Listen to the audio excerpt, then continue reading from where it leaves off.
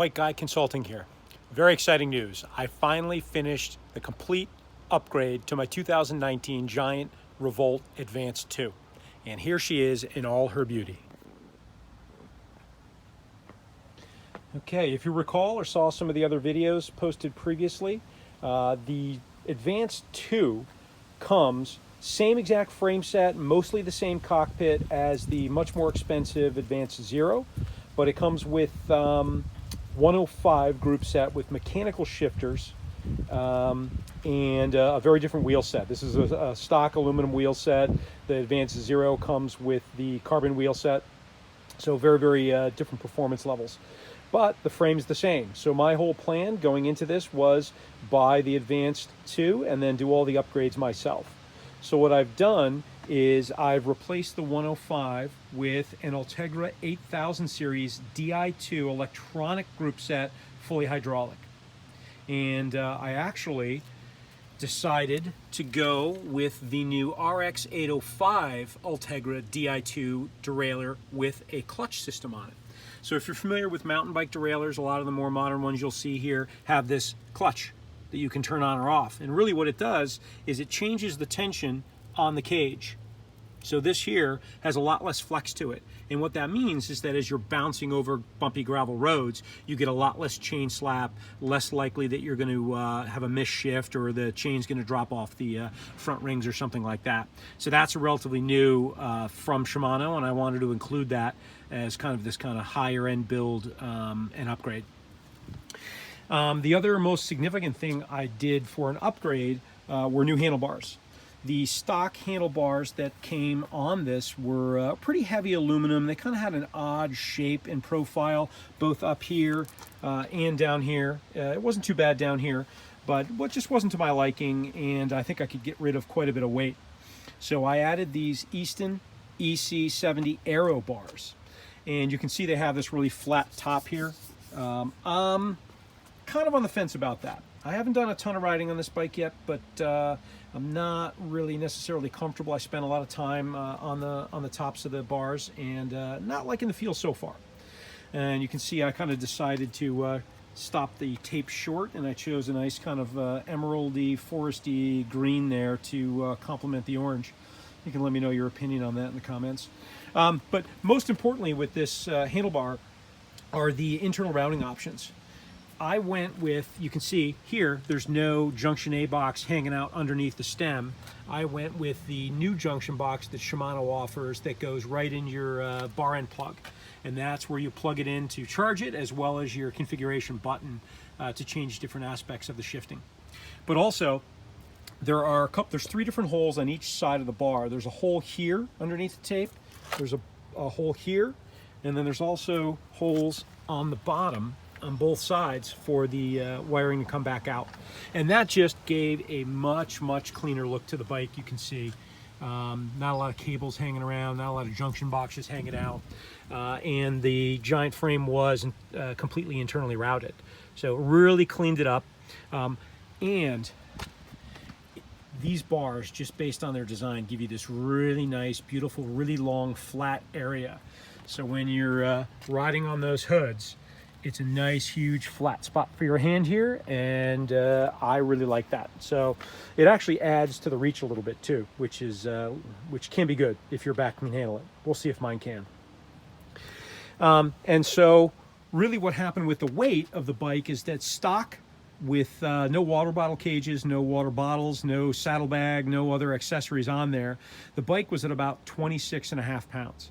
And that's pretty heavy. I think Giant's really kind of calling this a gravel racer. It's not really set up for bike packing or anything like that. So it's really meant to be kind of a road gravel slayer. So I thought that was pretty heavy. Right now, with the stock Giant wheel set that's on there, that is pretty heavy. The bike came from 26 pounds down to about 21 pounds. And if I put on my American Classic wheels with just the 28mm rubber for kind of more road and light gravel use, I take off another 2 pounds. So it's just a little over 19 pounds with those kind of road wheel sets. I am still going to add a pair of carbon wheels that I'll use mostly for road riding and some light gravel use. and then use my American Classic for kind of more heavy duty gravel. So I think I'll be able to take off probably a significant amount of weight from that as well. So right now I'm riding this just kind of around. I am, if you recall, I'm still recovering from a broken leg from mountain biking back in July, so I haven't really put this through its paces yet, but I got a good, I think 16, 17 mile ride on it with a fair amount of gravel, and I really like the fit and the feel of the bike. I think it's got a great smooth character to it, but I think a lot of that was coming through the tires. So once I get this on the road, I'll post another kind of review.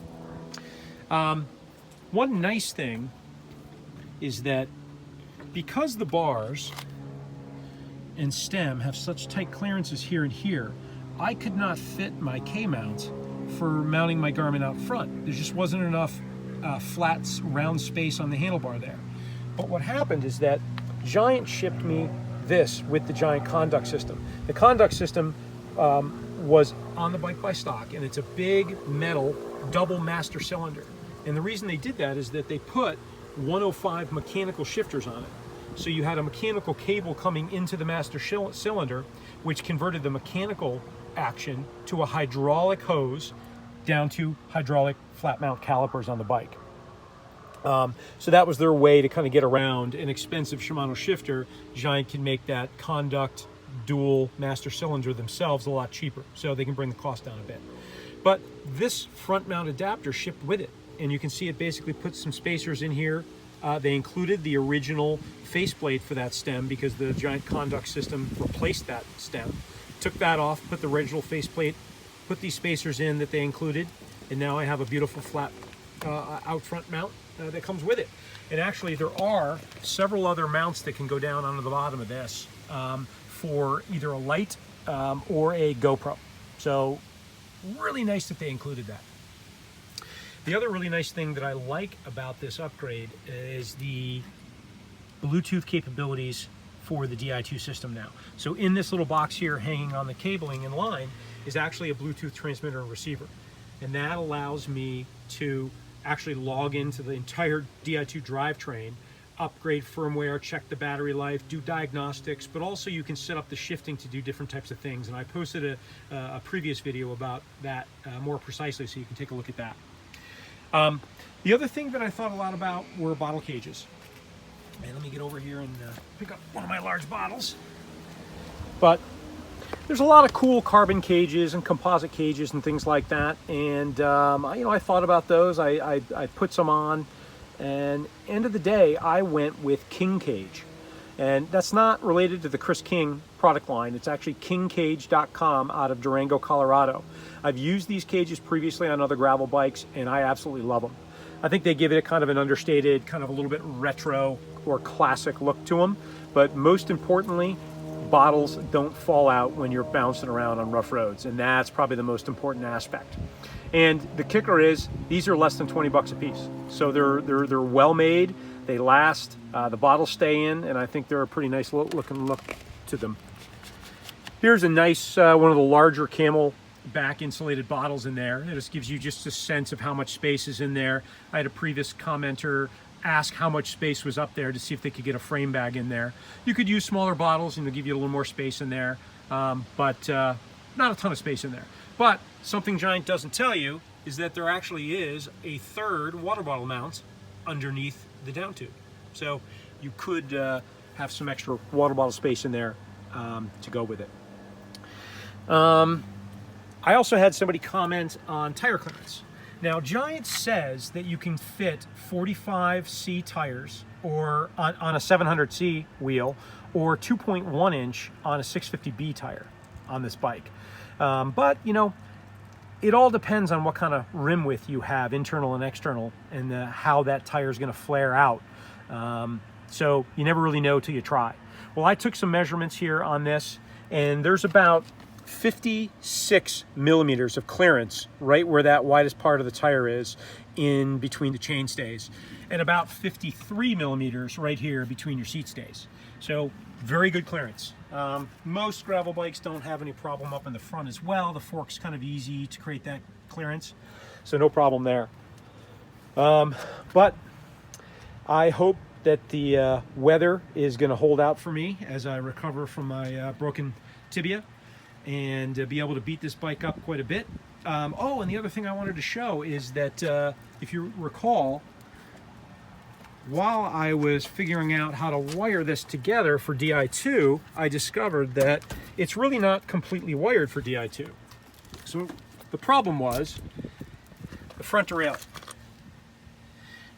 The one hole or port in the frame for the front derailleur mechanical cable wasn't big enough to fit the Di2 connector, but it is big enough to fit the actual wire.